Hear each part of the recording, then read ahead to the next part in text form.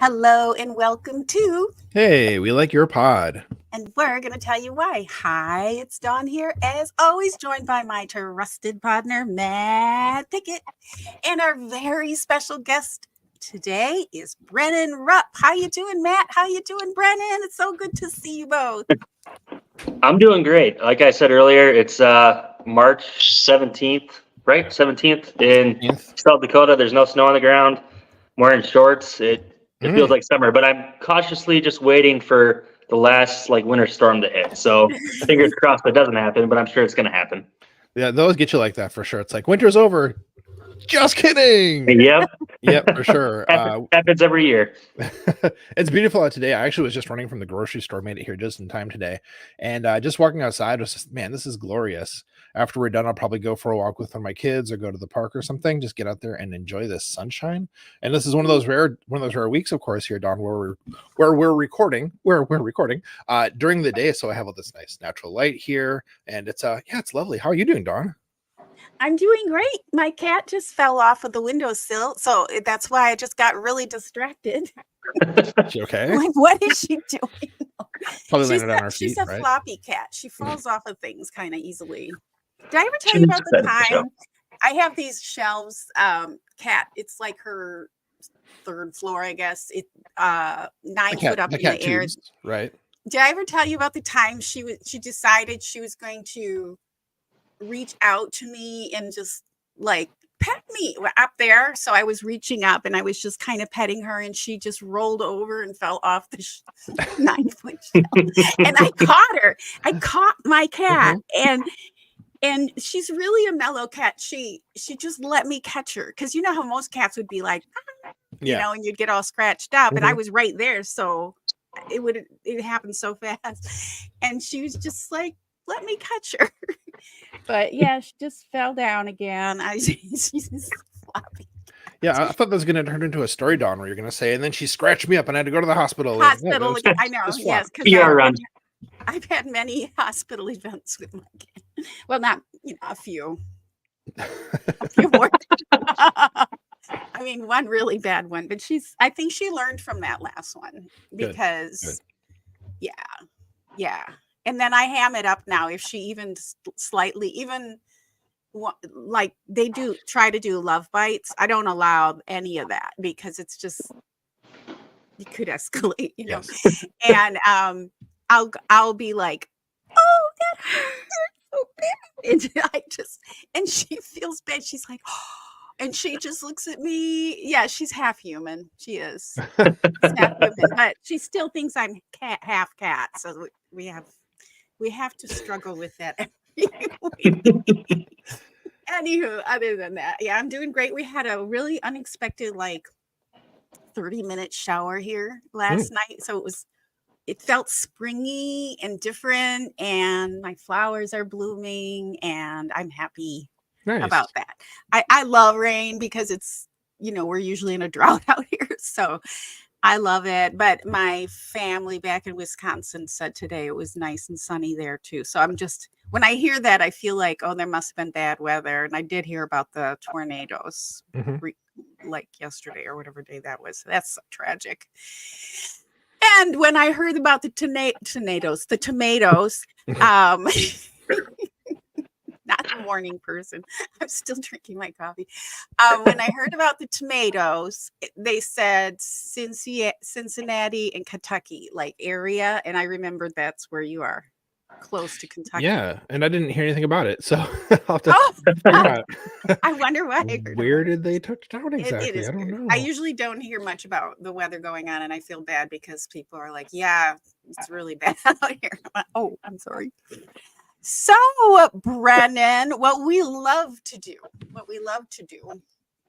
is start by introducing you to our audience in ways that maybe they don't know you very well. But what we like to do is start with your Twitter. And so I developed some questions and I had to do a little research based on your Twitter. That was fun. So let's get started. You guys ready? Absolutely. Throw it at me. Okay. So your Twitter reads Brennen Rupp at Brennen_Rupp. I'm your huckleberry. Be curious. Vinyl collector. Minnesota nice.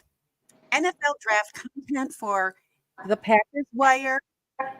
Draft Wire. Yay. Sioux Falls, South Dakota. And then your link is packerswire.usatoday.com. And then I made a cool discovery too. /author/Royal. And I'm going to talk about that after that. Maybe make a little mention about that. But let's just get started with what's the most important thing. On your Twitter, it says, I'm your huckleberry. So which kind of huckleberry are you? And the reason I ask you this is I had to look this up. And I did a little deep dive into etymology on huckleberry. So it could mean I'm your guy, you've met your match, try me punk, you picked the right one, I'm here for you, or come at me, bro. So there's quite some. Yeah, okay. Which one is it? I think in modern standards it'd be come at me, bro, because I'm sure most people know it's a movie quote from Tombstone. Yep. Val Kilmer playing Doc Holliday saying, I'm your huckleberry.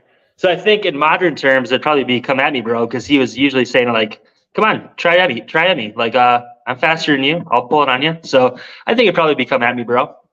Okay. And as for what huckleberry I am, let's just go with evergreen. I think that's a huckleberry, isn't it?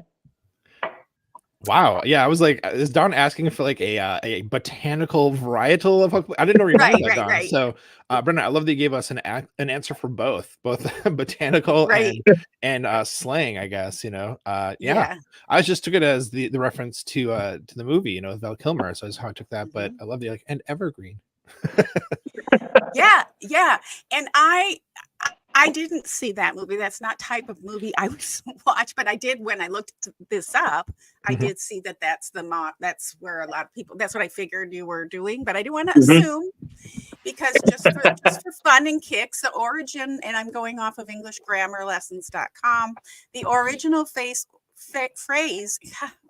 I cannot speak today. I'm sorry. I have a podcast. I really should quit.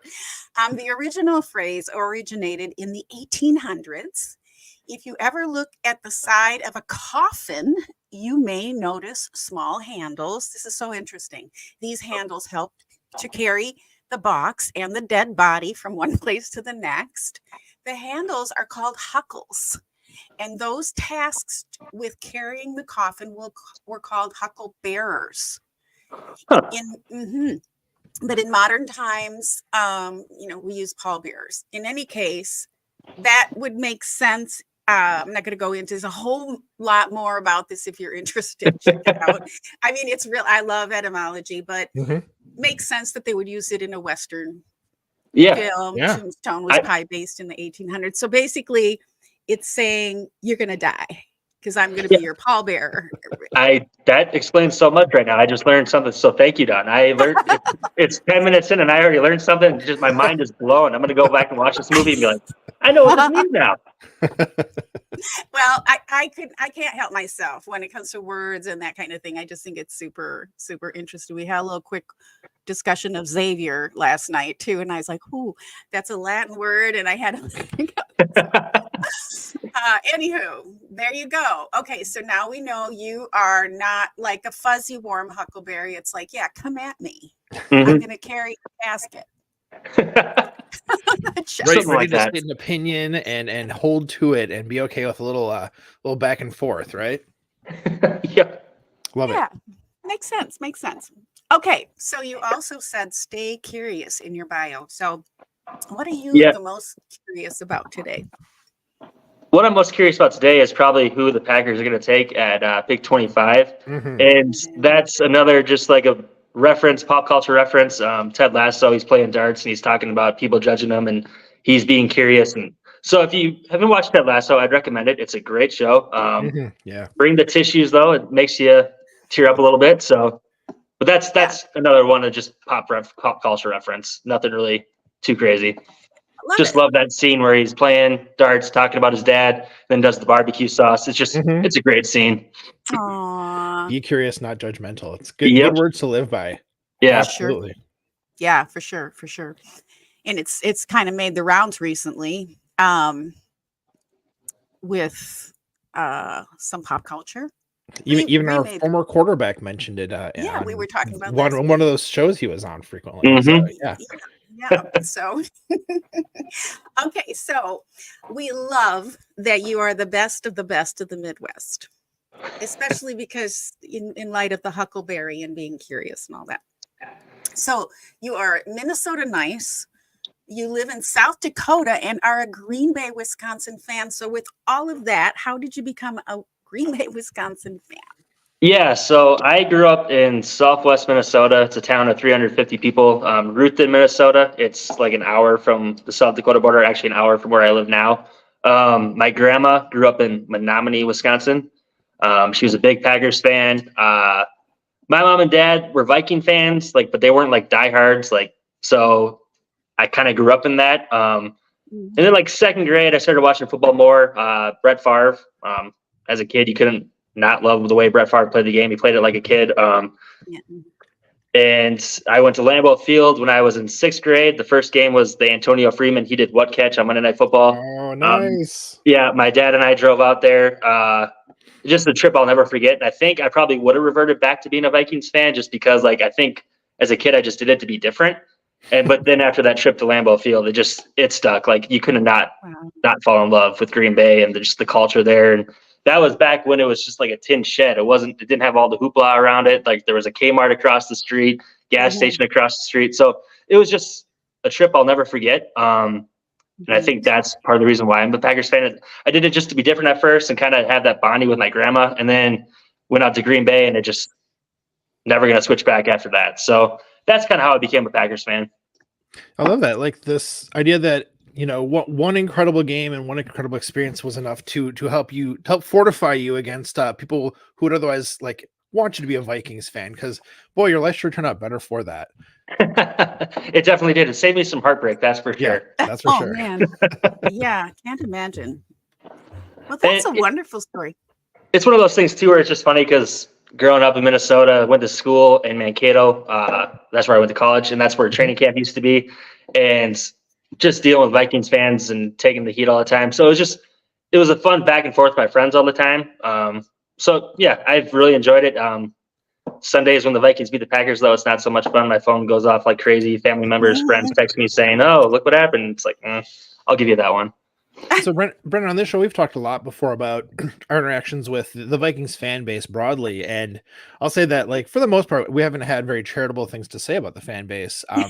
Comparing with, when I lived in Chicago for 6 years, I'd wear Packers gear around town. And it was always just kind of funny little, discussions I'd have with the Bears fans. And partially because, what were the Bears fans going to say to a Packers fan? Especially in that era when I lived there, because this was 10 years ago. So I'm going somewhere with this, though, of course. But when you were growing up and you were a Packers fan among Vikings fans, did you find it to be a fun rivalry, or was it more like bitter and kind of angry? How was that like? What was that? I think it was, as a kid, I think it was more bitter. I think it was a lot more trash talk. But then as I've gotten older, it's actually been a lot more enjoyable. We were able to joke around more and I don't know, see people be like, "Oh, Packers go, they stink," and it's just friendly back and forth. It's nothing crazy. I think Viking fans know what are they going to say too? Yeah, it's been more of a rivalry than the Bears, but they really haven't won anything. And so I think they're kind of just more yeah, we're the charitable little losers over here in Minnesota. We'll jab at you every once in a while, but I think it's a fun back and forth.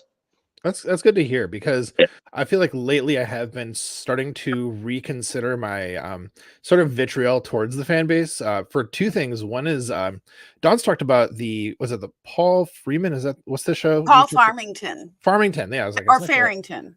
Farrington. Sorry, Yeah. I was just thinking about. I'm sorry, Call Paul. someone. I know. Love him. Love he's him. a Vikings fan. He has a show, and Yeah. he is very self-deprecating and like funny when he talks about the Packers. Not like rude. Mhm. Like I mean, of course, there's some trash talk, or whatever. But like it's really fun to watch him. And combined with a guy who I met recently through Twitter. I only know him online though, but he lives in Cincinnati. The Brohioan.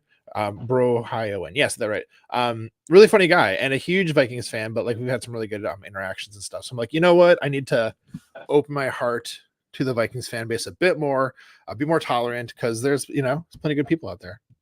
Yeah, and I listen to the show, K-Fan. It's all dedicated to Minnesota sports, bumper to bumper at 3 o'clock with Dan Barrero and Guardsy. And they're kind of self-deprecating too. They talk about the Packers and they kind of make fun of like how we've had 3 franchise quarterbacks in a row. Now they're going to go back to try to find one. And they talked about how Kirk Cousins was like the longest tenured starting quarterback in their lifetime. And it's like, that was only 6 years. So like, it's just, they've had to rotate quarterbacks all the time. Like they had Randall Cunningham, Brad Johnson, Warren Moon, Dante Culpepper. And it's just kind of funny how they make fun of themselves. So like, I personally actually like Viking fans. Just maybe most of them are my family members and friends. So like, I kind of have a warm spot for them. Like if they ever made the Super Bowl, like I probably would quietly cheer for them just so I could see them all be happy, even though I hope that never happens. But yeah, hopefully if they never make the Super Bowl, I don't have to worry about that. Right. But, yeah. Right. Totally. Well, it's like if the Lions had made the Super Bowl this past season, I would have been like, yeah,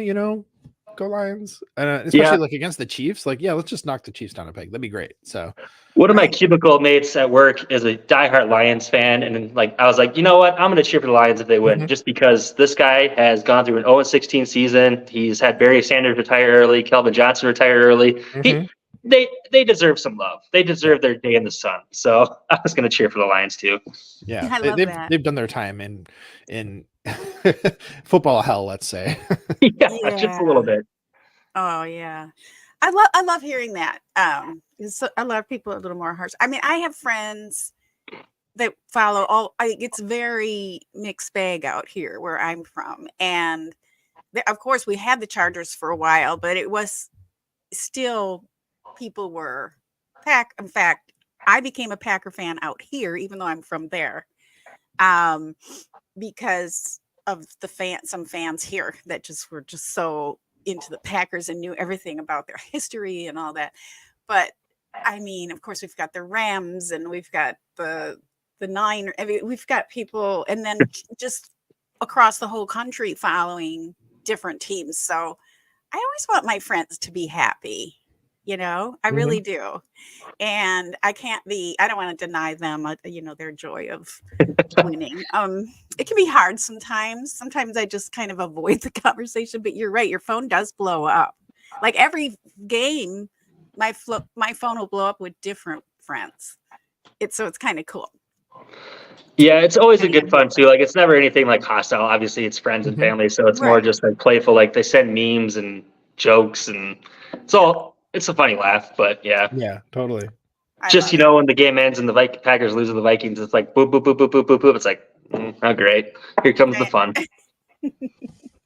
So you are a collector of vinyls. I still have all my vinyls from when I was a kid, because when I was a kid, that's what we had. I might even have some cassette tapes and stuff. I probably got rid of those, but I never threw away any of my vinyls. So what do you collect? How many do you have? And do you have a favorite genre that you collect? It's kind of slowed down since we've had a kid. I think we probably have like around 50. I started doing it when I lived out in Montana, which was 7 years ago. And they had a nice little vinyl store across the border in Idaho that I'd go do and like live by myself. So I needed something to kind of just like unwind the time after work. And I started collecting them. My favorite genre is probably like alternative rock. I'm a huge Black Keys fan. I have all their vinyls. Nice. Yeah, so that's probably my favorite. I have a collected mix. We have like Chris Stapleton over there. I'm Southwest Minnesota kid, so I obviously enjoy country music. My wife does not. We have some Maggie Rogers, U2.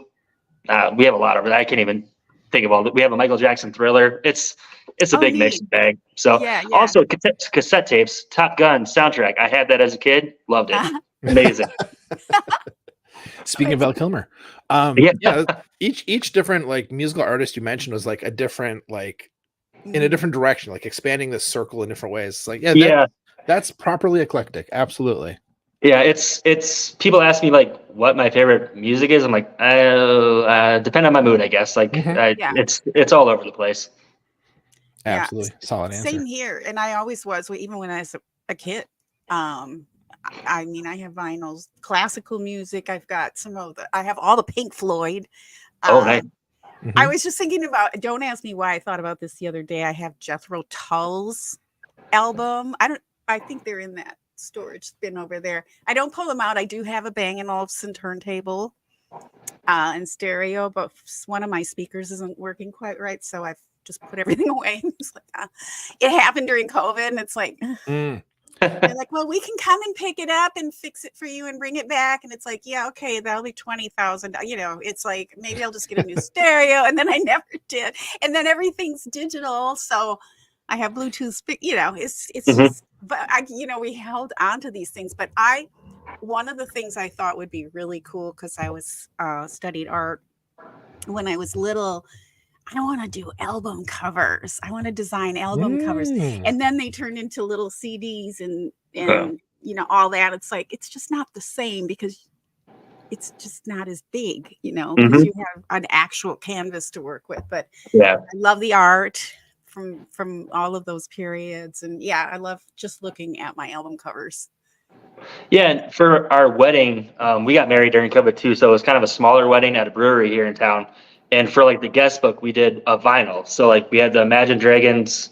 Oh. I can't remember which one it was, but it's one of the songs that we got walked down the aisle to. And then we had the Guardians of the Galaxy one too as well, that they all signed. So that's kind of cool. We're gonna get those framed and hang up somewhere. So nice little memento.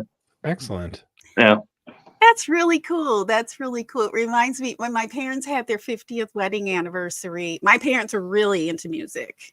And also pretty eclectic. I went all the way back to each of their birth year and did a CD collection. I can't remember how many CDs there were. And it was either 10 or 20. It was pretty I think it was 20, because it was like I had got a case for it and everything. And all the guests got like a best of CD at their place. And all that. I designed the cover and all that, but it went all the way back to some of the roots of folk and classical and all. In my dad played the guitar. My mother was a really great pianist. My grandfather was, I shouldn't say really great, like they didn't perform at Carnegie Hall or anything like that, but they studied for years. And just, I think maybe that's where all the I love it when people appreciate all different types of music. It tells me a lot about their personality. I think thinking about being curious and open-minded, I think when somebody says they have an eclectic music taste, I'm like, oh, we're friends. Because not everybody does. Speaking of music, do you guys have like a favorite concert you went to? I'm just thinking, because my wife, I never really went to musical concerts. Like it's not something I did, but then when I met her, like that's one of her favorite things to do is to go to concerts. And so we've seen Cher, we've seen Fleetwood Mac, Imagine Dragons, Garth Brooks. I love Garth Brooks. Brothers Osborne, The Script. So you guys have like a favorite person that you've seen live if you guys go to concerts? I have one, Don. Do you want me to go first? Yeah, go ahead, Matt. All right, sure. So the single best concert I've seen was Sufjan Stevens on the Carrie and Lowell tour, because the first half was all like very dramatically lit and like stuff projected on a screen and like just kind of like mysterious and very like low key in the way that a lot of that era of Sufjan's output is. Kind of sad, depressing music, more so than even some of his other stuff. And so that was the whole first half, right? And like a lot of production, a lot of stuff happening, a lot of light show kind of things. Then intermission, second half, it was just him and the band, just kind of like wearing like short sleeve shirts, whatever, on stage with just like really simple lighting, and just played a bunch of their old songs. So it felt like this very produced first half and this very like kind of low key, like Garrison Keillor second half. Basically, it was an amazing show, and it was the last show on their tour. And I guess he said that like I think what he said was that usually Cincinnati is the last place, so they have this real fondness in their hearts for like, and here we are, we're almost home. This is our last chance to like, give our all for the fans before we just go home and like finally rest. And so it was very high energy. It was very like, for them, it seemed like a very emotional, performance, and that really conveyed to the audience. It was amazing. It was so good. Very awesome. special. Very special. Gosh, I haven't seen concerts recently, but I used to go to concerts, and as a child, or as a young person, I did, teenager and up.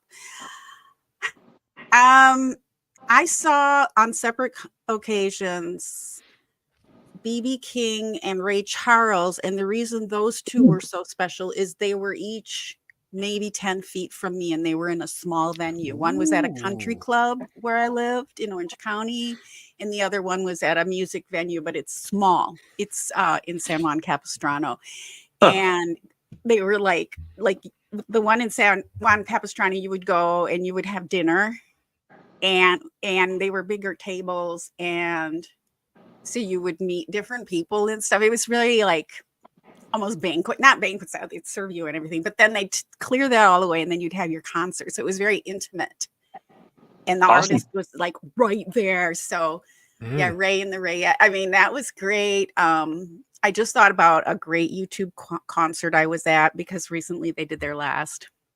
So that was on my mind this week. I'm like, I had to pull out all my YouTube music. YouTube music, not YouTube music. That's completely something else. I can get the music on YouTube because I have YouTube Music Premium, and so I can stream it. So YouTube on YouTube. Anyway, that was a very, really spectacular concert that I saw. And then just growing up, I saw the Kinks, Queen, all the big, like some of the British bands. Pink Floyd is still one of my favorite bands. I think I went to like 3 of their concerts growing up. Holy cow! So yeah. Wow. Lots of really close to that Ray Charles one. Countless like jazz and symphonies, and which I consider concert. And I love opera. So I mean, gosh, yeah. Hard to pick, but I'd say those 2 that were smaller venues were probably the most special for me. So Brennen, you mentioned a bunch of ones that you've like enjoyed, but what would you say is your answer for like the best concert?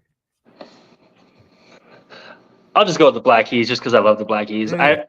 Garth Brooks was amazing, just because it's my sister and I and her husband and my wife go together, and it's just something that my sister and I we grew up loving Garth Brooks. So that was also kind of a special experience, just seeing Garth Brooks with her. So I would say that one was pretty cool. Imagine Dragons was a lot of fun. We went to Brothers Osborne at a very small venue, so that was really cool. I don't know if you guys know who those guys are, but they put on a great show. So I think those ones kind of stick out.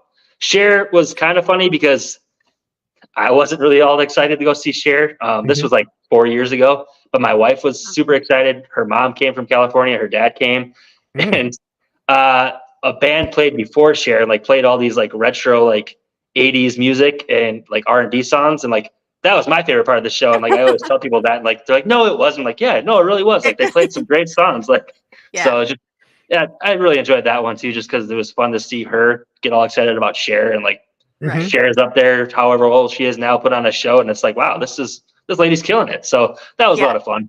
Yeah, I bet. And nothing better than a really, really good live show, right? Nothing like that at all. That's Sorry, I didn't mean to throw the time into the show out there. I just talking about music. So I was I love that you asked a question. I'm I think that's the first time we've had that. It's I love this. He's asking us questions. It's cool. We talk music all the day, so it's fine. That's what the show's most weeks.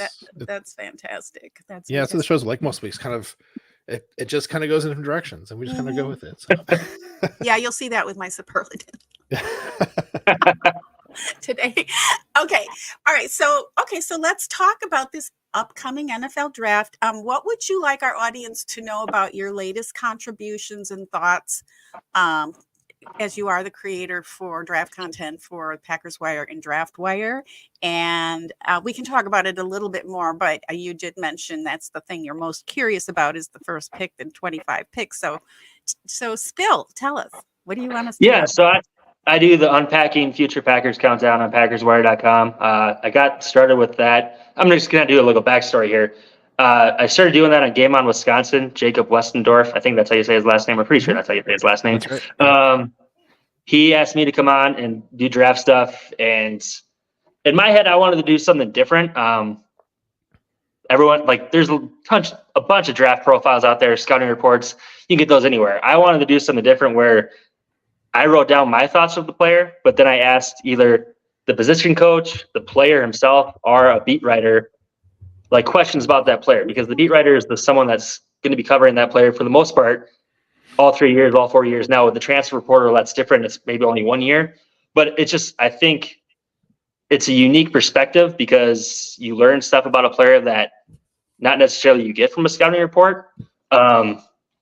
So I really enjoy that part of it. I think it brings a unique perspective that just you don't get anywhere else. But for the upcoming stuff, I just dropped a profile today. Jalen McMillan, Washington, really good player, slot receiver. I think the Packers don't obviously have a need for a receiver, but I'm a big Husky fan, so I kind of wanted to slide him onto the countdown and talk about him because he's one of my favorite players in the draft. For the upcoming 25th pick, though, I have no idea what they're going to do. It keeps me up at night because, like, I want to make sure I get the player they pick with the first pick on this countdown.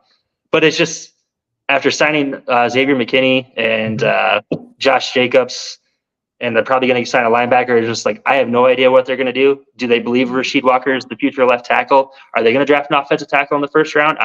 Would they do that if they believe Rasheed Walker is the future left tackle? Mm-hmm. This is the same team that drafted Lucas Van Ness when they had Preston Smith and Rashawn Gary on the team. It's just hard to know what they're going to do. And so I'm leaning towards having a certain Big Ten player as number 1 on the countdown. I'm not going to say anything else because I want to kind of keep it a surprise. Mm-hmm. I think people can guess who it's going to be. But I think just hopefully people are enjoying it. I really enjoy putting it together. It's kind of a labor of love. I'm finding that it's harder to do when you have a 6-month-old at home. Don't have as much free time. So I'm a little behind on the countdown right now. Going to hopefully get a day where I can just knock a whole bunch of them out. But it's been a lot of fun. I really enjoy putting it together. I hope that people enjoy reading it, and just thank you guys for reading it. Whoever's out there right now who reads it, thank you. So I have a bunch of follow-up questions. I gotta say, first of all, just to say, I've been enjoying the series. It's been great every year that I've checked it out. And so I'm really happy to have the chance to ask you these questions since I've been wondering about that. First of all, so it's like, 100 different profiles, mm-hmm. and starting with 100 counting down. So in the way how you structured it, is that like before you started, you're like, I'm just going to put like, a list of 1 to 100 and this is what I'm going to do? Or does it adjust as we're going, like counting down to that point, or like what?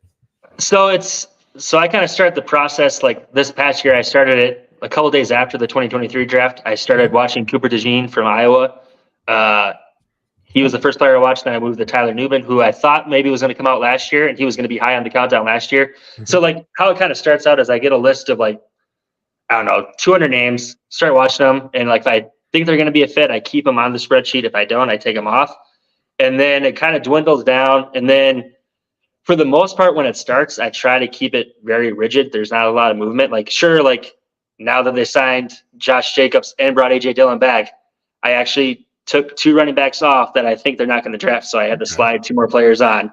And like Bucky Irving, for example, I just had his profile. He was someone that didn't perform great at the combine, didn't have a high RAS number, RAS, whatever you want to call it. But I had the interview done already with the beat writer. So I would have felt bad if I took him off and this guy took the time I try to adjust it as the offseason goes, just because like a certain point they may not draft this safety because that's the role Xavier McKinney's going to play, and they signed him to a 4-year deal. So it's like they're probably not going to take a safety that's in that same mold. So like I try to keep it rigid, but there is slight movement. But a lot of times I already have interviews done. So like the players that I have on there are going to be on there. And so it's just when people see like, oh, well, why was he on there? It's like, well, that's the reason why. It's because I don't like interviewing people and then not doing it because they took the time to either answer the question or take time out of their day to answer the phone call from some random guy who's writing draft profiles for PackersWire.com. So it's just that's kind of the way it goes, and like how I kind of have it structured is like the top players are usually guys they're going to target at the beginning of the draft. Whereas like when you get to like right now, it's kind of like a mix of day 3 picks, a mix of guys they could take with the 25th pick, but maybe not. And then usually like day 2 guys. So like, it's kind of just like I think it's kind of a cluttered mess sometimes. But like last year, I think Lucas Van Ness was number 8. And why he wasn't number 1 is because I thought he was going to be gone by the time the Packers were on the clock. Tucker Kraft was, I think, 10. And Luke Musgrave was 12. And I can't remember who else was on there that I had. But just that's kind of how I lay it out. Like, it's kind of weird because I'll adjust. Like every night I'll go to bed, I'm like, oh, I think Trey Benson might go higher this time. So I like move him up to like number 4. So like that's kind of how it moves, where I have the players I have set, but sometimes I move them up and down on the countdown. So like it keeps me up at night because I'm like, oh, I got to nail this because I want to at least like get some of these players that I'm talking about that Packers are going to draft. So that's kind of the process. Sorry for droning on there. Just something that it's kind of become a little bit of like my baby, I think, just because like it is something that I really enjoy doing and I enjoy putting it together, and I think I do a pretty good job of it. So like it's a lot of fun. So yeah, no, I confirm you do a great job of it, and that wasn't droning on because you were just answering the question I asked you, and I kind of completely said I was really curious about. So no, man. Okay, so you have the order kind of determined, but you make adjustments as needed as you go. And a lot of who doesn't get booted from it is if you've ever done an interview with people about it. So how do you get access to those coaches and scouts and whatnot, and even players sometimes, it sounds like? So a lot of times with the players, I just look out, like I'll hit them up on social media or either reach out to the position coach like when the school season's going on and like see if I could try to set up an interview with them that way. Because usually after the season's done, they're done. Like they're on to the draft and the college coaches are like, no, we're not gonna. So like for the college coaches, it's kind of also just a look at the draw where some schools have the emails listed for the coaches. So I'm able to email them. If I had more time and this was my full-time job, I probably would call each school and just like hound of like, let me talk to that coach. Let me talk to that coach. And they'd probably get tired of me calling every day. But since it's not my full-time job, I don't have the time to do that. And then with the players too, like hit them up on social media, like I said. And then for the beat writers, I usually hit them up on social media or they have their emails attached. Or sometimes I'm lucky enough that I've developed relationships like Luke Esterling. He is the draft writer for SI.com. He used to be the managing editor for DraftWire. And I've kind of developed a relationship with him this past year. So it's been a lot of fun connecting with him. He's been answering some questions on some of these players I have for the profiles, like Blake Corum, Kalen Bullock, and 2 more players that are coming out that I'll just mention, Peyton Wilson and Cedric Gray. So it's been a lot of fun. It's just fun connecting with people like Luke, who writes about the draft, loves the draft. He's someone that I look up to in this industry, someone I kind of can reach out to and ask questions about. So it's just been a lot of fun connecting with people like that. And even at the time when I started doing this, I was a journalist full time. So it was fun connecting with fellow journalists who do the same thing I do every day. So that's kind of how it connected. It was just when I was putting this together, I wanted to get insight from fellow writers because they covered these players. And it was just a lot of fun connecting with someone that has the same thoughts I do, same loves I do. So it was a lot of fun. Nice. So we have a question from our friend Katie in the chat here. I'm going to throw it on the screen. She's asking, what do you think of another SDSU guy like RB Davis? What do you got for that? So Isaiah Davis is on the countdown. He's the player that I thought about kicking off, but just because I think he's kind of the same mold of AJ Dillon, I think he's a little bit of a power back. He can do some stuff out of the backfield as a receiver. 4 or 5 guy, I think. He's someone that has good contact balance, can get yards for himself. Again, I'm a little biased because he is right down the road from Brookings, South Dakota. So he's on there. I really enjoy his game. I think he's a day 3 guy. If the Packers don't get someone in the first 3 rounds, maybe he's a 5th or 6th round guy that they could target to just round out that running back depth chart. So look out for Isaiah Davis, folks. All right. Yeah. Contact balance he was really high up on the countdown, and then I had to move him down. That makes sense. Yeah. I love that you don't abandon your interviews and you still give that content, because even if those players don't make it to the Packers, we can still follow them where they go. And that's one of the things I like about learning more about the draft every year, is learning more about, obviously most excited about who's going to the Packers, but also all the young talent and wishing them well and seeing where they go. And it's kind of cool. So I'm really glad that you stick with that, because it's more about the people, too, that would just be, it's just an enhancement that we can have if we want to appreciate more about the draft than our own It's team. definitely hard to keep them on there sometimes because it's like, oh, I want to get as many of those draft picks that they get on this countdown, just to like, I don't know what word it is, but gratify myself for doing all this work and getting the players right. But it's like, this guy also took the time, so I should just, who cares if he's not on there? It's still fun to do. That's kind of where I look at it, as like, only if I get 2 players in the countdown, it was still, I love doing it, so I don't care if they only get 2 players in the countdown. So Right. And then you might get some feedback, kickback on social media. Why is he on there? He didn't yeah, I'm sure that's tempting. And that's all right if they do. It's like, whatever. Yeah, that's not your thing. That's not, I mean, it is your thing, but you're also, So last year we drafted, was it 13 players last year? Is that right? Yeah. And I think I had 6 out of 13, I think. I think that's correct. That was going to be my question. And then I wrote, the day of draft 3, I wrote an article about Grant DeBose and how he could be and then they ended up drafting him in the 7th round. So it was a lot of fun last year.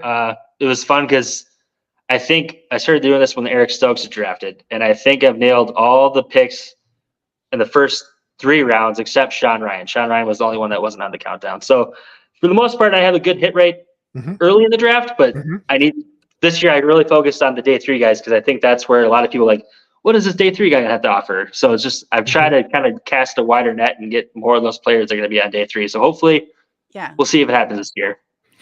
Yeah. And so I have one more question before we move on here. See my voice here. What's going on? But you had said that you started doing it for Game on Wisconsin with Jacob Westendorf. Yep. And then of course now you're doing them for Packers Wire. Yeah. And so when did you switch over and how did that happen? What did that look like? So after the draft in 2021, was that the year Eric Stokes was drafted? Yeah, 2021. Zach Cruz messaged me on Twitter and was like, hey, you did a great job this year covering the draft, blah, blah, blah, blah, blah. And he's like, I would love to have you on Packers Wire, like, if I could. And I thought he was just joking. I think that's how the conversation, I'll have to go back and look, but it was something like that. And then I was like, well, if you really are looking for someone, I would gladly jump ship to Packers Wire because it's USA Today. I grew up reading USA Today. I used to read their special draft preview as a kid. So chance to go write about the draft and get a small money for it would be awesome. And so we kind of started talking over the summer, and then I think everything kind of came together that fall. And so I started writing for them the next year for 2022's draft. And I kind of do stuff during the season too, where I just like, and it's kind of stinks because it's one of those things where it's like Packers fans are into the Packers during the season. They don't care about the draft. And that's rightfully so. Like, they're usually pretty good. But I always do like a weekly article on Saturdays where it's like, here's players to watch this Saturday for Packers fans for college football. And so it's been a lot of fun. I've really enjoyed it. I thank Jacob a lot for letting me kind of get started in the industry. Like, even though I was a writer beforehand, but like getting into the Packer sphere, kind of like he was kind of that person that helped me get into there. And I'll always appreciate that. That was during COVID too. I think it was during COVID. Anyways, he like let me get into it was when they were doing pro day media virtually. And like, he helped me get all set up. So I actually was able to be at the Georgia pro day virtually. And I remember asking Kirby Smart, the coach of Georgia, a question about Eric Stokes and like what he meant to the Georgia program and what they're losing in him. And he just gave this answer about like how he was great in the community, blah, blah, blah, blah, blah. And I just remember being like, he sounds like a Packer. He's a 4-2-9 guy. He's a position of need. He is going to be number 1 on the countdown. Like, he was, that year it was between him and Tyson Campbell, his teammate at Georgia, who was going to be number 1. And after that answer from Kirby Smart, I'm like, he's number 1. Like, and ended up drafting Eric Stokes 29th overall that year. So I really appreciate Jacob for helping me get started in this. Well, that's so cool that you had that chance to do it, but then were recognized for the good work you did, rightly so, and could move on to like a platform where you got some money for it at least. Yeah. And go ahead. No, I was to say, just also shout out to Jacob, who we love. He's an amazing person. So. He's a great guy, great ball player. He, and now I don't remember what I was going to say, but it's just, I really enjoyed doing this. It's been a lot of fun. And kind of go to your point where you get recognized. Sometimes you're out here, at least for me, like I'm sitting there doing this every day thinking like, this is awesome. Like this article is great. And so it was great that I didn't know Zach was even paying attention to it like until after the draft. And it's like, oh, wow. Like someone was actually reading this besides my mom. This is amazing. Like, so it's just, it's kind of cool. Nice. Yeah, that's fantastic. And Katie wants us to tell us before we move on to our next because she missed the first part, but make sure to tell these two, meaning our entire audience, really, why Sioux Falls is the best and why they need to come visit. So what do you love about Sioux Falls? See, I am a Minnesota boy through and through. I love Minnesota. Sioux Falls is great. It's, I don't know how to explain it. Like, it's a city. It's actually, I think it's one of the fastest growing Midwest cities in the country. It's great because it's a big city, but it has a small town feel. Like I live on the edge of Sioux Falls and my backyard is basically just like fields. Now, granted, looks like there's stuff going to be going up here just because it's growing so fast, but it's got great food. Everything's fairly cheap. If you like going out to eat and the bar scene and breweries, it's a great place to come visit. I would recommend probably flying into Omaha or Minneapolis because it's probably cheaper. Sioux Falls is pretty expensive to fly into because it's a smaller airport right now, which I'm sure they're going to change soon. They have a great zoo if you like to go to the zoo. A water park. Trying to think about it. To me, Sioux Falls is just a place as a kid I used to come visit. So it feels like home to me. Katie probably is better at selling Sioux Falls than me because I'm like, hey, we're in Sioux Falls. Why don't we drive over to this Minnesota and go up to the cities? Because I love Minnesota. So she is probably someone that should come on and sell Sioux Falls a little better than I did. Next time she's on, and she's going to co-host with me in April when Matt is going to be off 1 week too. So Katie, get your Sioux Falls material ready. Maybe we'll come out. Maybe all four of us will hang out in one of those breweries. There you go. That'd be awesome. They also have a Quick Star now. It's Quick Trip, but it's Quick Star. Yes! It's literally it's right down the road for me. So it's tricky because I love their Quick Trip cookies and their breakfast croissants. So it's like, ooh, I don't have anything to make for breakfast this morning. Let's just go get a croissant this morning. So I've been training for a half marathon, so I've been running to burn off what I eat at Quick Trip. So right. That's how I used to do it too. I tried to eat a glazer or with something like that at the Quick Trip when I went to Green Bay last year, and I've been away from Wisconsin and Wisconsin food for so many years, and I ate like one bite and I was like, there is no way I can eat this. Like, it's so different in the Midwest, the way things are made. Like even donuts out here, you can get vegan and you can get, like, it's just crazy. Okay, so Mark has some breaking news for us. I don't know if you saw this. Let me go back. Mark says, Wisconsin just upset number 3 Purdue in Big Ten semifinals. And then he also said he has a question for you. Mark has a question for Brennen. Why is Mankato the best college town in the state of Minnesota? #roll Mavs. That must be the fellow Maverick on Twitter. Mankato is the best school because it is another one of those cities that's small town feel, and their hockey team is awesome. They finally broke through in the Frozen Four a couple years ago. They're usually always a contender, but they never won that first round match, and they've made the Frozen Four 2 out of 3 last year. So Mankato, if you're ever in Minnesota and you're close to Minneapolis, just drive an hour south and you'll be in Mankato. That's where I went to school. You'll see Jolly the Green Giant on the way down there on the interstate. So I love Mankato. That place will always be a second home to me. That's kind of where I started actually doing radio and like kind of got interested in doing sports for a living. So Mankato is awesome. If you're ever in Minnesota, go to Mankato. Good recommendation. Have you ever done the Minnesota Twin Cities Marathon? They have a half. No. I think. Yeah, I do. That's what was on my list. I do Grandma's Marathon up in Duluth, half marathon. I don't think I could dedicate myself to do a full marathon. Have you done a full marathon? No, I generally do halves. Yeah. Okay. I was gonna say, I have spinal injury, and so even doing a half is like big deal for me. But I used to do several per year though. Like every couple of months. I have. So that I continue to train. But I think if I get back into shape ever, it's been a bad couple of years for my physical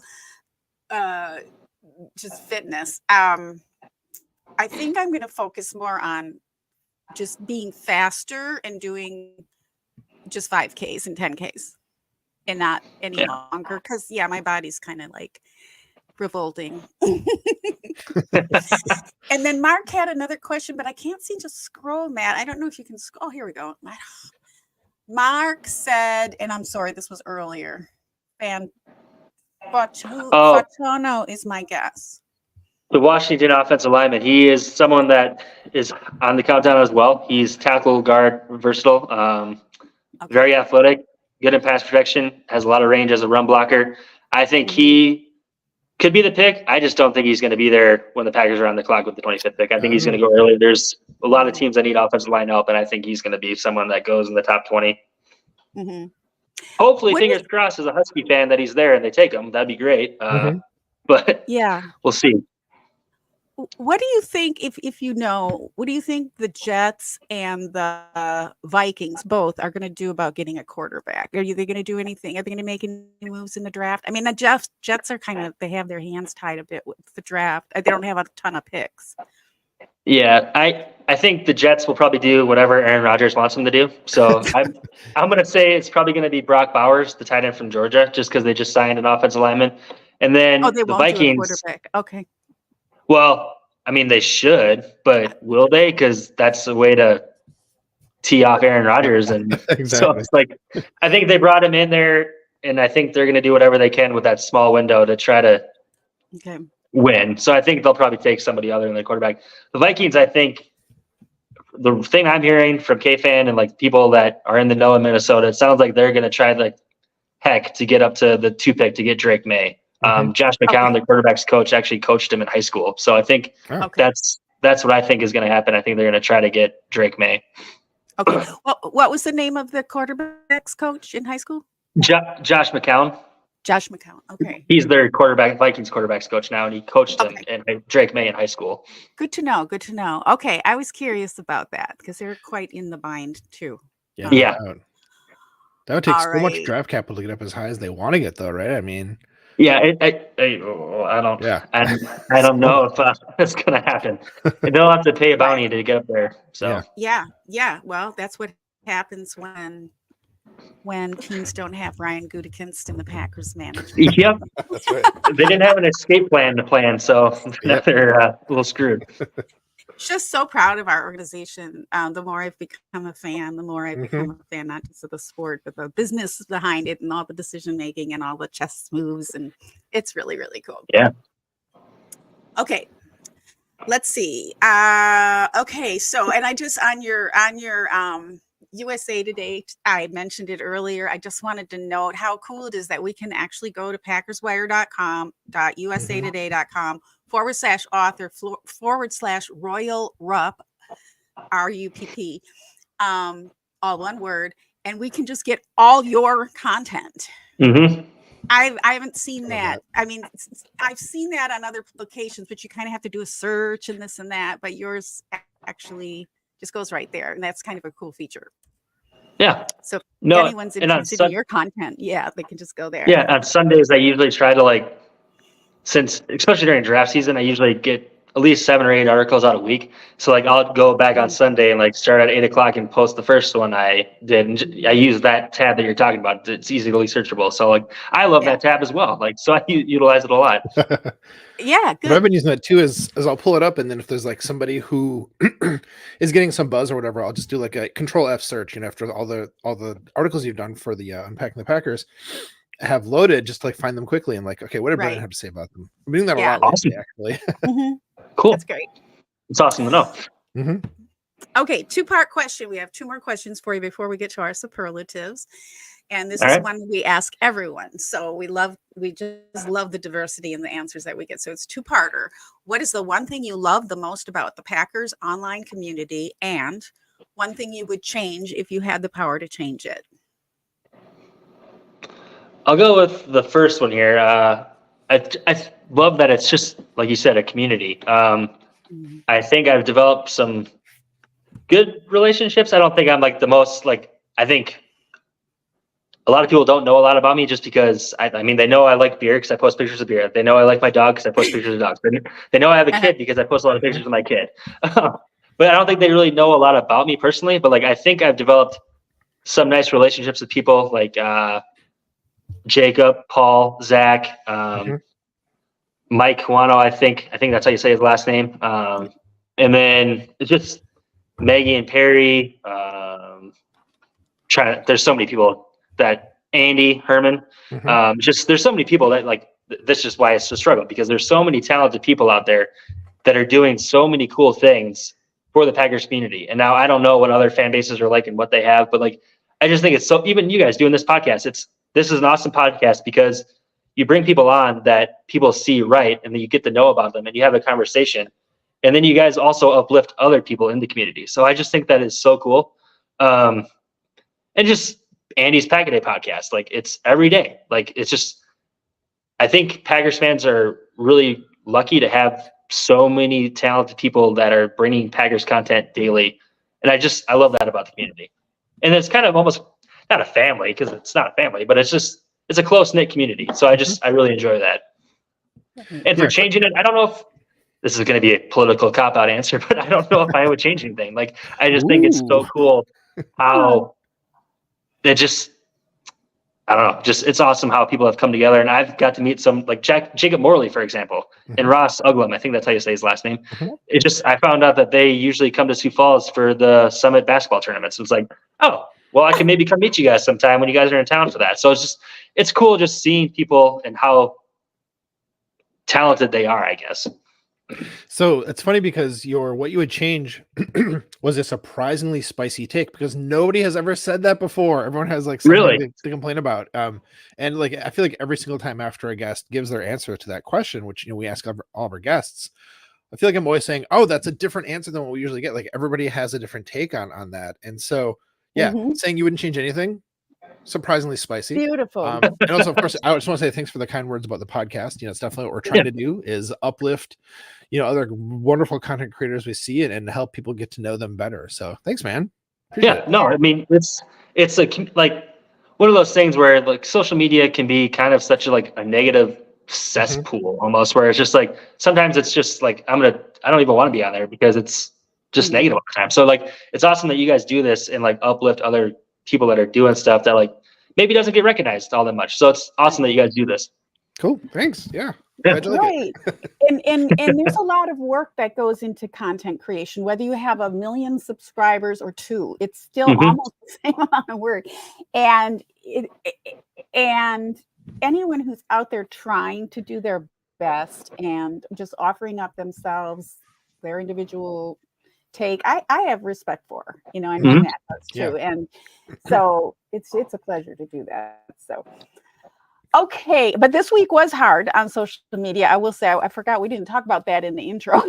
We totally skipped past like what's happened this week, which has been so much. A rough week as a Packer fan. Not just feels like so long ago. I know. I'm glad. I feel like I've put some of it behind me already, which is great. But because it was just like punch in the gut. Yeah. Oh, good news. Oh, punch in the gut. Yeah, roller coaster. Absolute roller coaster. For that 30 minutes, I was really excited about that Aaron Jones, Josh Jacobs backfield. And then got the news. I was like, oh, well, that's a swift kick. Yeah. Yeah. I think it was actually 45 minutes. I'm still hanging on to that. But sorry, go ahead, Don. I'm sorry. Oh, just that when I saw Aaron Jones go and wear purple, I was like, "Hey, yeah, we're done." No, I'm not mad at him or anything. I always love him, but I'm just saying, okay, I can move on now. It's official. It's real. You got your closure. It's some big like ex-boyfriend, ex-girlfriend behavior though. Like, look how much I love my new partner. It seems like just a bit much. It was like it felt we like love you, it but had okay, man. Just it was little a vibe. I felt like there was a little bit of a weird little edgy vibe there, which you don't expect from Aaron Jones. Exactly. Yeah, but I get it. He's a lover scorned by the Packers. I mean, we all love him. I'll I'll always love you, Aaron Jones. Always. And I'm not going to root Yeah. for him when we play him, but I will root for him otherwise, for sure. I mean, like when Jamal Williams left, it was like, I was really sad to see him go, but still was really excited to see, how well he was doing with the Lions until the Lions stopped appreciating him, which is weird. But no, it stinks though. We all love Aaron Jones. It was really sad to see him go. Like I didn't cry about it, but I definitely was in my feelings for a bit about it. And really, even the next day, I was still feeling kind of like something, and I was like, what's my problem today? Oh, yeah, I haven't processed my emotions about Aaron Jones leaving. That's why I'm being kind of moody. Oh, I see. I better deal with that. Yeah. No, it was. And what I tend to do is just step away. Like, okay, I'll step away. I'll pop on, see what else, and then you pop on, and then you see this whole other thing. I'm not even going to mention trending, and it was like this week. I mean, what? I don't. What? They don't. Former picker says crazy things. Surprise. Yeah. But thankfully, well, because it still represents the Packers franchise to a certain degree, but it makes me really appreciate Goot, and it makes me wonder what else was going on behind the scenes, because, no question that was the right decision to move on. Okay. Yeah. So before we move on to the last question, because there's still one more question for Brennen. So before we move on to that, real quickly, on a more positive note, Don, what was all your reaction to the Xavier McKinney signing? I'll say I was really excited. I didn't think it was going to happen, and just super jazzed about that. But how did you both, react to that? Brennen, go ahead. Yeah, it's one of those things where I was really excited. It's one of those signings that like everyone was talking about how he was going to be a Packer. Like everyone was like talking about him being the signing. So it's like, it's not going to happen. I'm not going to fall for this. Like, we do this every year. And then when the news broke, I'm like, they got their man. Like we're set. Like let's go play a game today. And so he seems like a perfect fit for Jeff Hafley's defense. I'm really excited to see what he brings. I think he could be the missing piece to maybe kind of help get this defense to the next level. They're always kind of like meandering. They have the talent, but they just never seem to be able to bring it together. So hopefully with this new defensive coordinator, some better safety play, maybe get some more picks in there. I'm looking forward to this defense playing next year with him in the fold. I'm really excited. Yeah, definitely. How about you, Don? Yeah, I was saying for the last couple of weeks that I'm really more interested. Usually I kind of jump right into draft, and I kind of forget.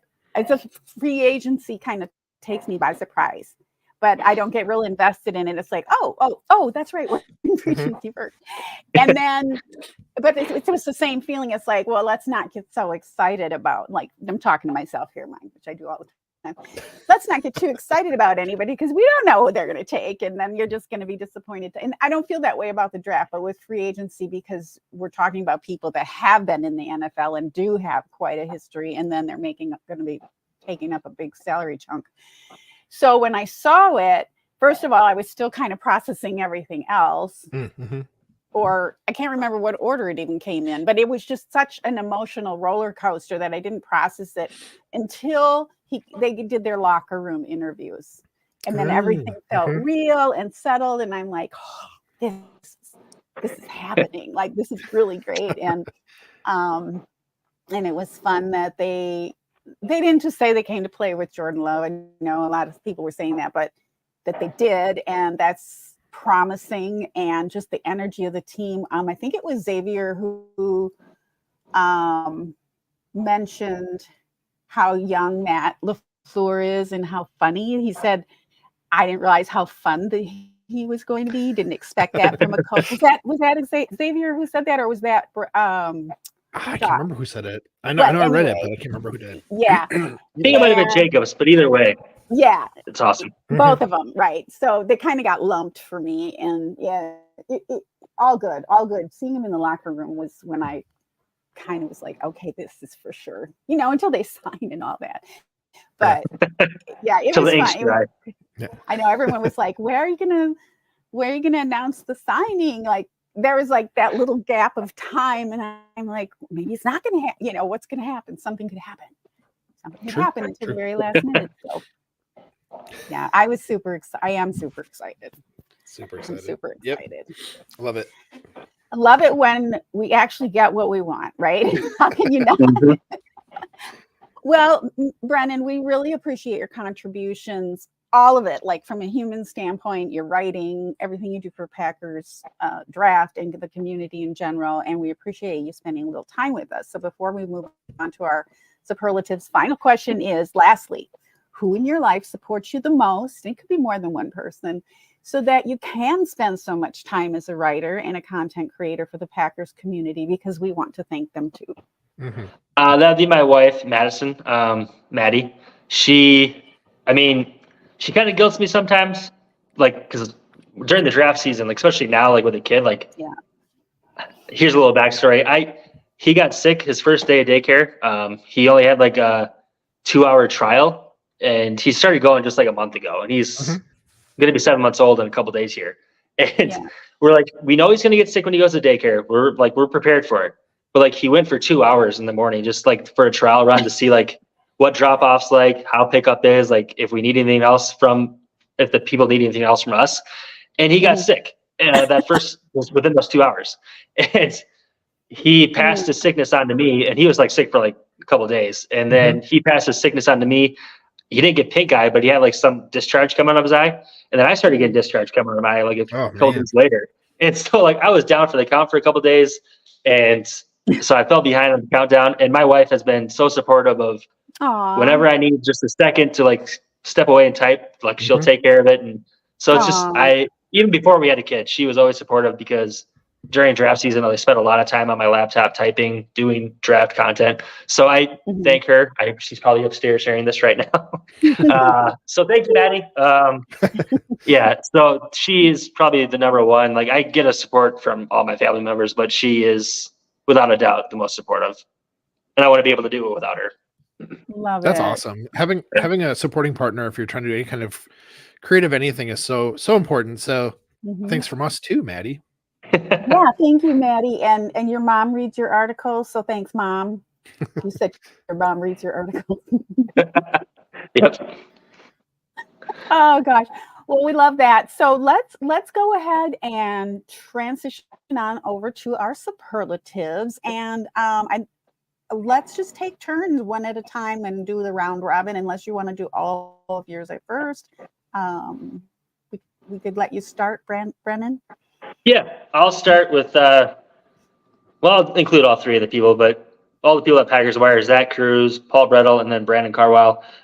Zach and Paul, they're two machines. Like, I don't know how they do it. They can take the smallest little like Packers note and turn it into a very insightful article. It's amazing seeing them work. Like, Paul will we've done some collaboration stuff, and like, especially during the draft, he'll like send me like a little snapshot, like, oh, Brian Kudigans mentioned that they might take a receiver in the second round. Like, it was just a small little blurb, and he managed to turn it into this amazing, I don't even know how many words, but like just so insightful of an article. And he got like a little help from me, like, here's some players that you can target. And then Zach does the same thing. Like, he'll see something and then just turn it into something amazing. And then Brandon, he doesn't maybe do as much, but when he does, you can tell he does the research. It's so in depth. There's usually video clips included. So I really appreciate all three of those, and I think they all bring something great to Packers content. Zach and Paul especially, I have so much respect for how they are able to crank out articles, and like, they both seem very organized. And Paul, like, always, it seems like he has a plan of like what articles he's going to push out that next day, and then he's working on the next day's articles. And so it's just, those guys are awesome, and it's just such a treat to see them work up close. They do fantastic work, I know. And like, recently I put Packers Wire as one of my like notification, account for which I have notifications on Twitter. How do you say that concisely? I don't know. But and so I've been reading much more of the stuff from all the guys there, and for the last, since off season started, so a couple months now, I guess. And I've been consistently impressed with just the quality and the quantity of the stuff that comes through the website. And those guys are doing amazing work. And you, of course, I'm talking about all you guys here, but excellent shout out. Beautiful. Should I go next? Yeah, Maddie, what do you have? Cool. Well, it's actually kind of on theme for what you just said there, Brennan, because my first one is best breakdown. So, of course, there's a lot of commentary to be had, a lot of, words to be said and written about the new draft. I mean, not draft picks, but the new free agent signings, right? And my favorite breakdown of Xavier McKinney and his fit with the Packers was actually by Zach Cruz. And the article was simply called Why Xavier McKinney is the perfect signing for the Packers. And just the breakdown was awesome because it was like different angles, quotes from people, some statistics and stuff like that. And just a really thorough rundown of why Xavier McKinney is such a great signing. At the same time, though it was thorough and full of information, is also like a pretty quick, easy read, probably a 5-minute read at the most. It's like everything you want in that moment. Like, so I know coming into it, this is going to be a good signing, but like, then here's some really good analysis that you can kind of like get into and digest pretty quickly. So like, excellent work from Zach Cruz on that one. I love it. Did you see that one yet, Don? Did you see that one? So much talent. I did not, because I had such an emotional week. I was pretty limited. Sure. I wasn't ready to move on. Let's just say I am now. So I'll be in better shape. Like with Packers content, I was just trying to keep up with the news and try not to get annoyed and upset and sad. Sure. I get you. Well, what do you have for your first one, Don? Well, on that theme, something a little bit fun. And this was kind of reflecting what I just said. And this was from Erin Ellis. I don't know how to describe it, but her graphic here is how the free agency week started on Monday and how it's going. And Matt, maybe you'd be better at describing it for the people who don't have the video. Yeah. So for the folks listening on your podcast platforms, it's two pictures of probably the same girl, who is maybe a first grader. And in the first picture, she looks like she's ready for she has like a school uniform on, very like put together, and she's wearing a cheese head. And this the second picture, she looks like she's been through the war, and she's carrying like a 6-pack of New Glarus, of a spotted cow, and she has like a bag of Culvers, and just looks completely like she's just been through it. It is a hilarious juxtaposition. Typically great stuff from our friend Erin, of course. Yeah, it looks like she was maybe beat up at school, and her hair's all tousled. Her knee socks are falling down. She's starting out in this cute little school uniform, like Matt said, all put together. Don't know what to call it, but that's me. And so that I until probably early yesterday, I was still the one holding the new Glarus, the 6-pack, and with my cheese head kind of all my hair all over the place and my cheese head falling down. So yeah, so that's my first superlative. Gotta have humor to get through these things, right? Got to. And we look to Erin and so many others in our Packers community for a little bit of humor. So okay, back to you, Brennen. Anything else before we? Yeah, I'll do a podcaster. This is just a general shout out again. Ross doing those daily draft. I think that's what they call them, daily draft. First of all, I love the name just because I'm a craft beer enthusiast. He's been doing a great job of creating videos and like talking about like why certain prospects will be fits, why wouldn't they be fits, and what they could bring to the team. So I really enjoyed that series that he's done and he's started this year. I'm looking forward to many more videos to come, and then hopefully he continues doing it next year. For sure. That's the third week in a row that Ross's work with that has been mentioned on the show, actually. So it's much appreciated. He's doing awesome. Yeah, he's absolutely killing it. I've been seeing that as being like. Oops. I was just going to say they're sponsored by a brewery too, I think. And they sponsored that show is being sponsored by a brewery. Sorry, Matt. Yeah. Yeah, I was going to say it's kind of almost like a nice companion piece to the work you're doing, Brennen, because you have like this audio version you can listen to, and then like the stuff that you write to dig more into these different prospects. So yeah, no, Ross is absolutely crushing it. Without a doubt. Maddie, what do you have next? Yeah, my next one is I meant to get the clip and put it on here so I could listen to it. I forgot to do that, unfortunately. And I also said that I don't know if I'm pronouncing this guy's name right because he wasn't on my radar before this week. But there's this guy, Kevin Wildes, maybe, who does work for whatever. He's a commentator. He's on TV, and he had this whole thing this week about how Aaron Rodgers for him is in his probably not era, because he's talking about, every time Aaron Rodgers says something now, this guy's reaction is probably not. And he went through this whole list of things that Aaron Rodgers has said, like big Aaron Rodgers moments. And looking back on it now, I'm going to come back and be stronger. My Achilles heel is going to, or what was it? Was it his injury last year? What was it actually? Yeah, I'm going to be back in 9 weeks. Probably not. Yeah, whatever. Probably not. I'm going to be the vice president. Probably not. It's just a whole list of these things, because he made the point that it's always about Aaron Rodgers trying to get attention and be in the spotlight, and it's always these things that the answer is probably not, and just it was so perfect. And I think the way to use that as a lens to view all the future Aaron Rodgers headlines and stuff is super helpful, because it's I'm not going to get excited about this thing. It's just he's just saying stuff and it's probably never going to happen, and whatever, man, whatever. Yeah I did catch that too. I think it's Fox Sports Network. I think it might be, but there you go. I couldn't get the letters and the numbers correct. Yeah. I had to think about it too. Yeah, that was really funny. They had him laughing, and there are some Jets fans on that show, so that must be really hurt. I don't totally feel sorry for them because we went through it, so it's hey, welcome to the club, but it's not our problem anymore, as we love to say. It's only your problem if you want it. It wasn't our problem in the first place, really, unless you made it your problem.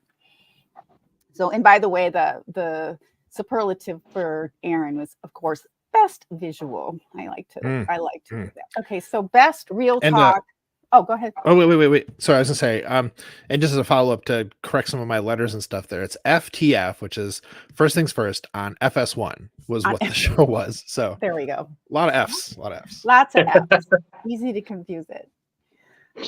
And I think that's Fox, isn't it? There's another F. Yeah. Fox Sports Network, I think. Yeah. Oh my gosh, too many Fs. Okay.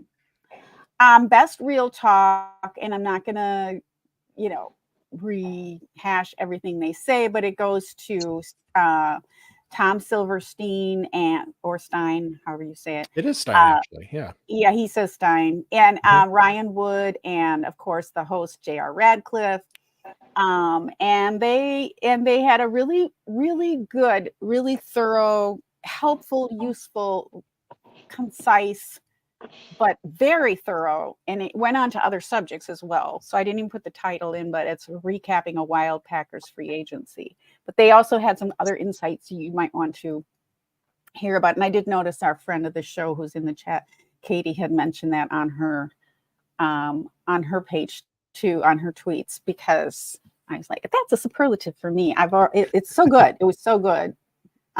Very helpful. Like if you were out of the country for the last week, you might want to listen to that and just skip all the other stuff. Go to one quick source. The Green 19 podcast. I'm assuming you're talking about, right? That's right, Green 19. Yeah. I caught it on YouTube, and they actually did have the video of them, which is fun. Sometimes you don't get they have the It's like us. We have the live video version, and we have the podcast version. So. Nice. Always a good listen with those guys. Definitely. Okay, back to Brennen. Yeah, last one is just another general shout out. I don't have a specific article of his that I want to talk about, but Zachary Jacobson. I think he just does great work. He's kind of just a great wordsmith. I always just enjoy reading his work. He does a great job of painting the picture and laying out all the details. So I just wanted to give a shout out to him. He does great work, and just keep it up, man. You're killing it. Absolutely true. All the stuff is so good. And kind of funny side story is that this week I was on Facebook for something. I'm not on there a lot, and I was like, friend suggestions, Zachary Jacobson. And I was like, yeah, you know what? Why not? Let's be friends on Facebook with Zach. That's cool. So excellent work from him. Good shout out. Mm-hmm. Well, I have one last one then. And so some people might say this is kind of cheesy, but I've never run from cheesy. I'm kind of a cheesy guy ultimately. My last one is every week I've been doing best draft content and highlighting a different person. Brennen, this week it's you. I'm not saying it because you're here. It just happened to line up that way. We already talked about a lot of this stuff. I would have mentioned here about how, you put in the get up that tab that has all your stuff in one place, which I would recommend highly for people. You have 10 minutes available at work, have that tab ready to go, read through a couple of the profiles real fast. I love how you talk about how how that person would be a good fit for the team. That's one of the things I like the most about those. But then also, like you said, like having the quotes from various sources about the people is, for me, what really like distinguishes your work on these things from a lot of other people's, because it does feel, I don't know, it's kind of unique that way compared to a lot of the stuff we see, and really enjoy that about it. So best draft content for the week, it is you, Brennen, my friend. Great work. Keep it up. I know you will. Well, I appreciate you. Thank you. Mm-hmm. I love it. I love it. No, we mean it, and it's true. We don't lie on this channel. Okay. All right. So this is going to be for those who might not be that interested in the draft, but they're football fans, or maybe they're into reading books during this weather, what you're ever experiencing, wherever you are in the US. And this one's cool. It's Worst Decision. It's cool, but it's sad. Sorry. NFL player got 41 years in prison. It also kind of bridges over to my true crime. I will be on with my true crime show tonight for anyone who's popped on, because we have true crimers that pop on and say hi too. So I'll be back. NFL player got 41 years in prison because of one favor. Okay, so Flemlo Raps, which is one of my favorite YouTube channels, did a chapter by chapter book review of Intercepted. Intercepted, The Rise and Fall of NFL Quarterback Darrell Henry by Michael McKnight. And Flemlo's book by chapter was intriguing. It was a whole hour. It was pretty. His videos don't tend to be that long. He's also a wordsmith, so having him review a book was just flawless. So I'm going to give you a little background in case you're interested in this. I think it's good. We love to get to know, whether it's our content creators or our players for the teams that we support or play, even to get to know the players personally and what can happen. So Henley was raised in suburban LA by supportive parents and educated at a boys-only parochial school. Darrell Henry had it all. He earned a history degree from UCLA, became a first-team All-American for UCLA in 1988. And by the way, this is coming from the Amazon review part, not the Flemlo part, but I'll go on. And he was a rising star as the starting cornerback for the LA Rams in the early 90s. I think he was drafted in 89, and he was drafted in the second round, if I'm not mistaken. Now, Henley, in the space of 3 short years, went from golden NFL role model, and he was, to a federal inmate. And it's one of the most bizarre stories in the annals of sports star turned criminal. And it's for sure. He didn't use drugs. He didn't even smoke a joint when all this crazy twist in his life went down. It's very sad that it gets worse. So anyway, Intercepted takes the reader into Henley's 4th season in the NFL when he met Rams cheerleader Tracy Donahoe and bumped into a boyhood friend named Willie McGowan, a one-time youth league standout who had since turned to drug trafficking. Initially unbeknownst to Henley, he was very naive. So Henry Donahoe and McGowan embark on a scheme to transport cocaine that lands Henry in federal prison. And this was, and I'm just going off a little bit, but this was during the war on drugs Bush thing. Mm-hmm. So one strike, it was a bad situation. And again, he had never even smoked a joint. And it wasn't certain that he even knew it was cocaine that he was arranging for his cheerleader friend to transport. So he then attempts, this is where it takes quite the turn, because he was so desperate, and it was a mandatory prison term. His whole life was over. Mm-hmm. He then attempts to arrange a mafia hit on the sentencing judge and on the cheerleader, Donahoe.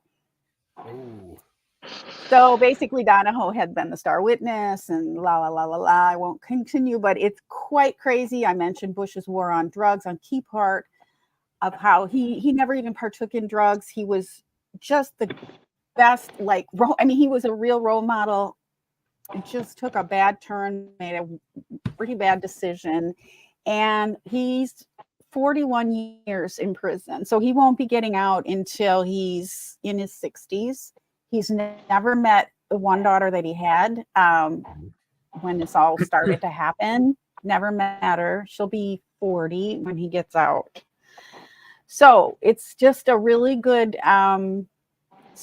story to read, to appreciate the pressures and the opportunities and how choices can be made, whether you're an adult or even a younger person, maybe interested in becoming a sports star, because only one wrong move or one wrong decision can then lead to more wrong decisions. And I just thought it was great. And if you don't want to read the book, I've got the Amazon link here, but if you don't, it's on Amazon, but definitely do dip into Flemlo Rapp's review of the 1 hour review of the book, because it's quite a story, quite many lessons. And Flemlo, as you know, has such a big heart, and the way he shares this story is so sensitive and non-judgmental, and that's how I think this story should be read.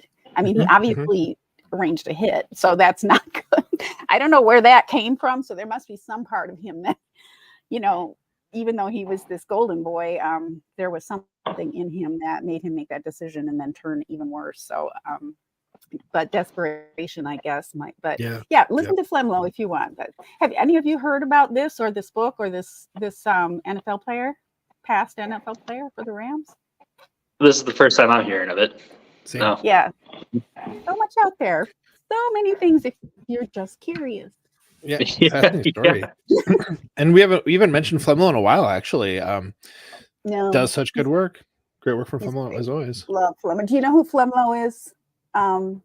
Brennan? No? Nope. Okay. Again, this is the first time I'm hearing of it, so I've learned so much on this podcast. So. You'd love him. I know you'd love him. He's just, he's all heart. I mean, it sounds amazing work, so I'll definitely probably check that out, because it sounds like an interesting story too. Yeah.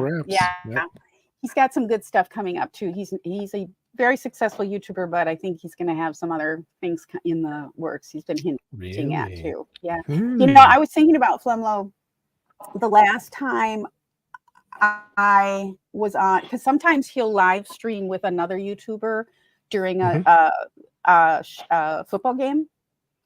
I think it was the Bengals, because his friend loves the Bengals and Flemlo loves, what's his team? No, Flemlo is a Bengals fan and his friend is whatever. They were playing each other. It was when it was the night when it was Monday Night Football, when the player who had to be revived on the field. Damar Hamlin. Why did I forget his name? Damar Hamlin, you're talking about, right? Damar. It was when Damar was playing, and I don't watch a lot of live streams during games, and I just happened to be, Flemlo's doing it, and I'm just going to pop on. And it was not a lot of people, and so they were talking to me through the chat and all that, and this happened, and I think I'm going to forever be connected to those two, especially more now because we were all just there together, experiencing what happened live and wondering. And, you know, of course, they just cut off at some point and we just all couldn't even talk. They were speechless and all of that. But yeah, I just have a really strong appreciation in my heart for Flemlo. Decent. Anywho, so if you're not into the draft, that's a good book. I think I might even want to read the book myself, even though that review was very good and complete.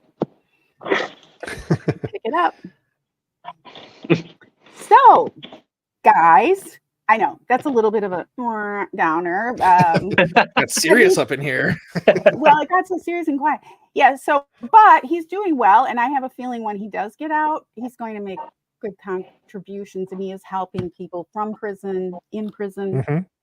So, because that's the kind of guy he is. So I think we're going to hear more about him and from him when he does leave prison. I hope, because I believe in rehabilitation and all of that. He wasn't put in prison for life. He will get out. He has a life after this. So, all right, guys. Well, any final thoughts? Again, thank you, Brennen, for joining us. Do you have any final thoughts for our audience and us before we say goodnight? I got nothing. I appreciate you both having me on, and I've appreciated getting to know you guys and enjoy talking with you. Absolutely, Brennen. This was great having you to get to know you better. And, you know, the questions I had about the work you do, it's really cool to know more of the backstory, more of the context, excuse me, more of your process, and just getting to know you better. I really appreciate you making the time for us, especially because we went kind of long today. So it gave us a lot of your Saturday. So special thanks for that, man. Well, I appreciate you guys. Yeah. Done anything else before I sign off here? No, thanks again. But to both of you, it's always great to see my Maddie and talk football and the content creators. But it was wonderful to have you on, and I'm glad we were able to reschedule so that it worked for everyone's schedule. Sorry for the podcast listeners that we're going to be a little bit later. When this drops, it'll drop in about an hour if you're listening live, and you didn't catch the whole thing. Our podcast will be on in about an hour. So let's bring her home, Maddie. All right. Well, again, folks, make sure you're following Brennen on Twitter. That's BRENNEN_Rupp,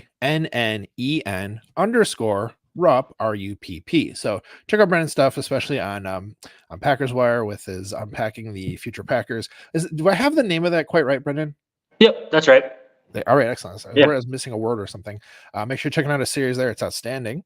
And friends, we'd love to have a chance to interview you and shout you out if you're a subscriber and a football fan. If you'd like to nominate someone to be a guest on our podcast, please let us know. Our DMs are open on all the social platforms. And folks, when you subscribe to our podcast, you help us to keep spreading the love in our community. And the best way to help this podcast grow is by sharing it with your friends and family. Yes, Maddie, that's right, because we love you. We're so glad to know you, to be fans of you, and have the luxury of being fans of the most storied team in the NFL. We appreciate your support, your subscriptions, and sharing our pod, and we look forward to seeing you next week on Hey, we like your pod.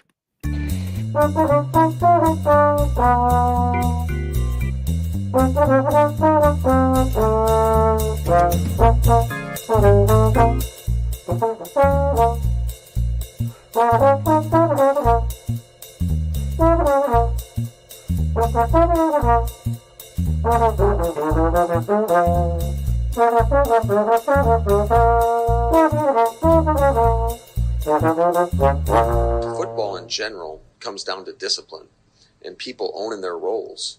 And when you aren't disciplined or you go outside the scheme, bad stuff happens.